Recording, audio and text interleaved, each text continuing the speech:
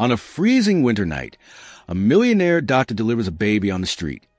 What begins as a chance act of kindness soon unravels into a love story forged in resilience, sacrifice, and second chances.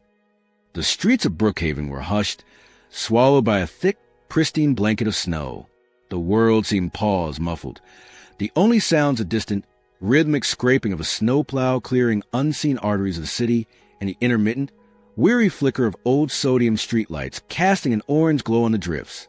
Dr. Nolan Mercer, a renowned obstetrician whose reputation leaned more towards high society philanthropic galas than intimate patient care, sat cocooned in the warmth of his chauffeured car. He was returning from a sterile, self-congratulatory medical summit, his mind still vaguely cataloging abstracts and keynote speeches.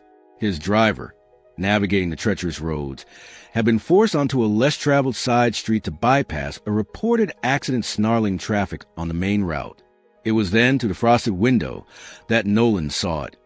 A dark shape huddled against the blizzard's onslaught, almost swallowed by the accumulating snow near the brick steps of a shuttered bakery. It looked less like a person and more like a discarded bundle of rags. A prickle of unease, alien and unwelcome, broke through fatigue. "Stop the car," he instructed, his voice sharper than intended. He pushed open the heavy door, the biting cold instantly stinging his face and stealing his breath. Stepping onto the uncleared pavement, his expensive leather shoes crunching on the icy crust, he approached the figure.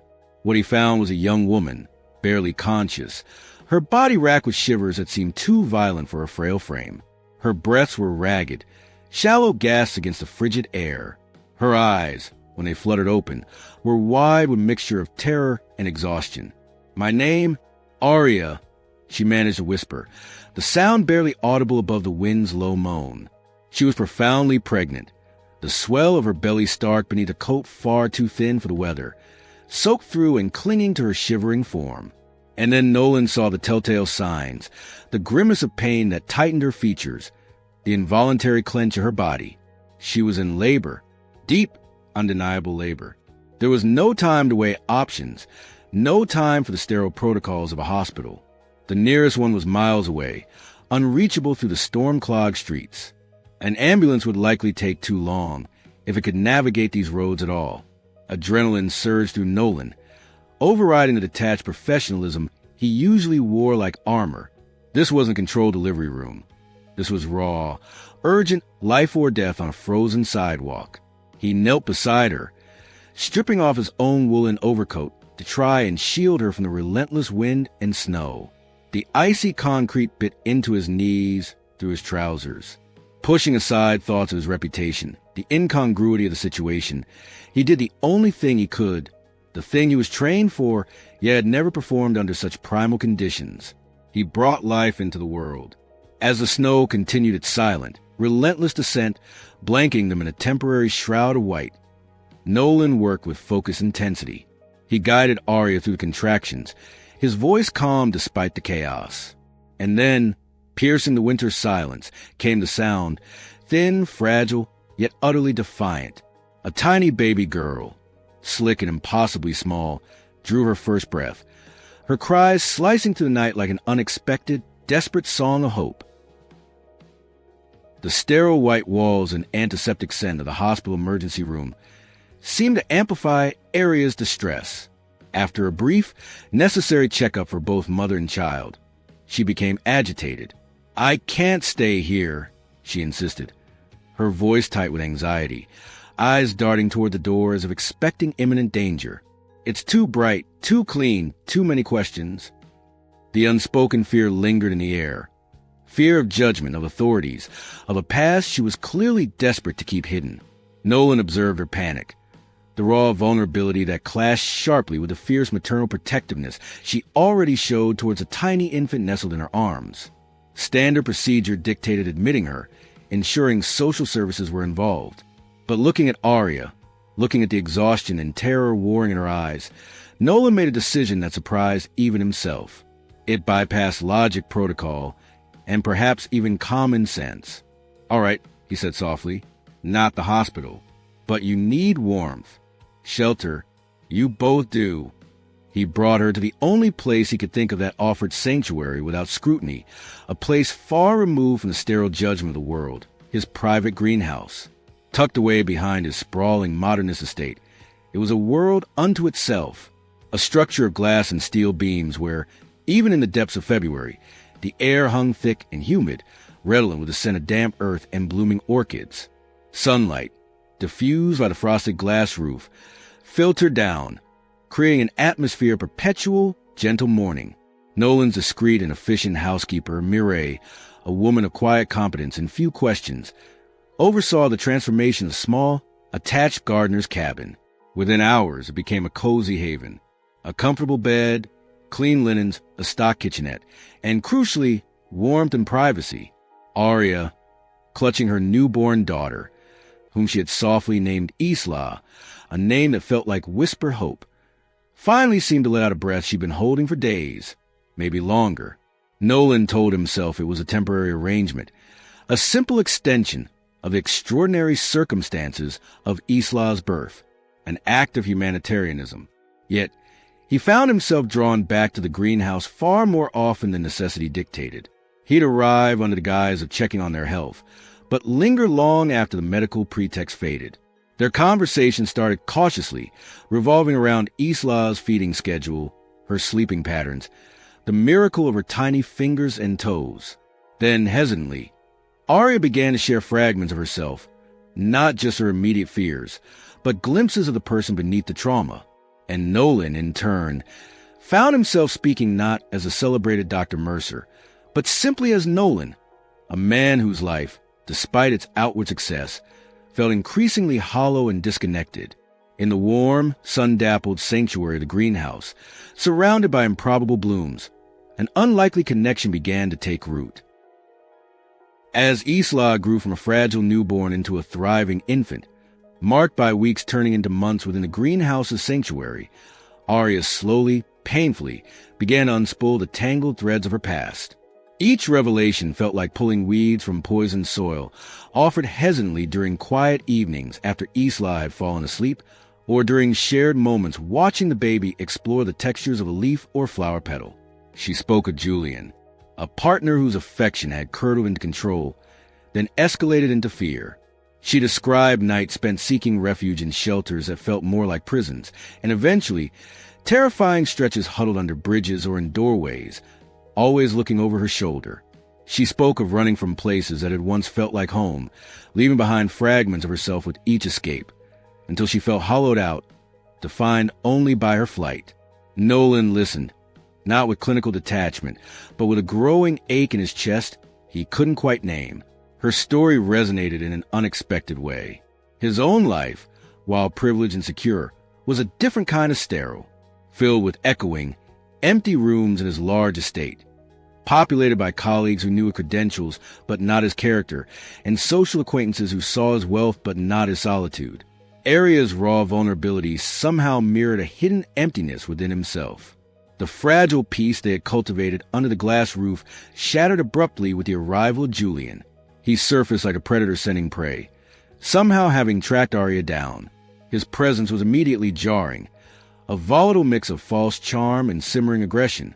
He didn't plead, he demanded custody of Isla, threats of legal battles he knew Arya couldn't afford, insinuations designed to twist her fear into compliance. Arya was visibly terrified, shrinking back into the shadows she had only just begun to emerge from. But Nolan was no longer just a doctor who had delivered her baby on a snowy street corner. The connection forged in the greenhouse had shifted something fundamental within him. He stepped forward, not as a rescuing knight, but as a determined protector. He immediately engaged his formidable legal team, securing an emergency restraining order against Julian. He arranged for subtle security around the estate's perimeter. Yet, the deepest act of protection came not through lawyers or guards, but through presence. One night, overwhelmed by Julian's threats and the terrifying prospect of losing Isla, Arya broke down. She sat on the floor of the greenhouse, clutching her daughter tightly, tears streaming down her face in silent, shuddering waves. Nolan didn't offer platitudes or solutions. He simply sat with her on the earthen floor, amidst the sleeping orchids and ferns, his quiet solidarity a shield against the darkness. He stayed until first hint of dawn painted the glass roof, a silent promise that she was no longer alone in her fight. The safety Nolan provided was a balm, but Arya chafed against the feeling of dependency. She refused to be defined solely as a victim or a beneficiary of Nolan's kindness. The instinct to stand on her own feet, bruised but not broken, surged within her. When she heard about a new community health center opening in an underserved part of Brookhaven, something clicked. She had no medical degree, no formal qualifications beyond her lived experience.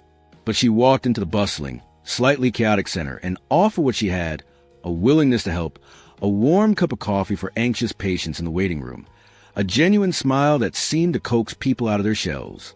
She organized donated clothes, read stories to children while their parents saw the doctor, listened without judgment to the worries of the neighborhood.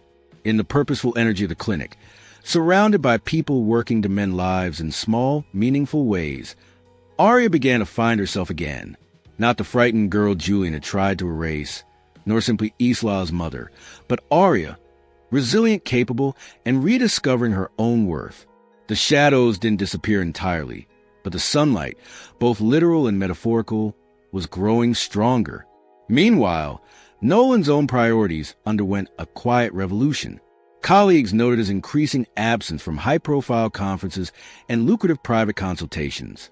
He started canceling evening lectures and society events, finding excuses to leave surgeries promptly. His chauffeur found himself driving not to the gleaming towers of private hospitals, but to the modest brick building of the community health center far more often. He'd appear, sometimes with Mireille-bearing trays of surprisingly delicious, healthy snacks, other times alone, ostensibly consult on a pro bono case. But mostly, he came to be near Arya, to see her interacting with patients, her confidence blooming. He saw her with Isla, her love fierce and joyful. He even found himself, much to his own surprise, spending a Saturday awkwardly but determinedly assembling shelves and painting walls to create a small pediatric reading nook in a corner of the waiting room. He joked to Arya that his highly skilled surgical hands were finally doing something genuinely constructive, feeling the unfamiliar ache of manual labor in his shoulders. Their connection deepened, moving beyond shared trauma and protective instincts into the realm of genuine companionship and affection. One evening, back in the quiet sanctuary of the greenhouse, the air thick with the scent of night-blooming jasmine, Nolan looked at Arya. She was sketching in a worn notebook, Isla asleep in a nearby bassinet, the filtered moonlight silvering her hair. He hadn't planned it, not exactly, but the words felt right, born not of obligation or pity, but of admiration and love. He asked her to marry him, not, he clarified softly, to save her or offer her refuge, but to honor the incredible woman she was, the partner he hoped she would choose to be. 1 year later, the greenhouse wasn't just a sanctuary. It was a celebration. Spring sunlight streamed to the glass panels, illuminating dust motes dancing in the warm air. Fragrant wisteria vines, heavy with lavender blossoms, formed a natural canopy overhead. Beneath it, Arya walked slowly, deliberately, her bare feet pressing into the soft, cool earth of the central path. She moved towards Nolan, who waited with an expression of quiet awe. Ahead of her, Isla, now a determined toddler, navigated the path with endearing concentration, clutching a bouquet of wildflowers almost as large as herself. Her small dress mirrored the color of the wisteria. The guests were a tapestry woven from their two disparate worlds, now intertwined. Colleagues of Nolan's, initially perhaps bewildered by the unconventional union, mingled easily with the nurses, volunteers, and patients from the community health center, people who had witnessed Arya's quiet strength firsthand. Mireille stood near the front, dabbing her eyes discreetly. Even perpetually grumpy florists from the nearby town, won over by Arya's persistence and Nolan's quiet patronage of his shop, beamed from a corner, clutching a complimentary orchid. There were no grand renouncements or fairy tale allusions in their vows. They spoke plainly, their words rooted in the hard-won truth of their journey. They acknowledged the frost and fear of their beginning, the unexpected delivery on a snow-covered street. They spoke of healing not as a straight line, but as a landscape of progress and setbacks. They honor the resilience that allowed love to bloom in the unlikeliest of circumstances. They celebrated the tiny life, Isla, whose first breath on that frozen night had irrevocably altered the course of both their lives, binding them together in ways they could never have predicted. Under the glass roof, surrounded by life teeming in defiance of the seasons, they promised not a life without shadows, but a life faced together, hand in hand, grounded in the fertile soil of shared experience and unwavering love. Sometimes the most profound love stories don't begin with candlelit dinners or grand gestures, but emerge from moments of crisis, forged in shared vulnerability and the quiet courage of strangers who choose to stay. If this story of hope, resilience, and unexpected connection touched your heart, please consider liking, sharing, and subscribing for more tales that explore the beauty that can rise from brokenness and the miracles found in the unlikeliest of places.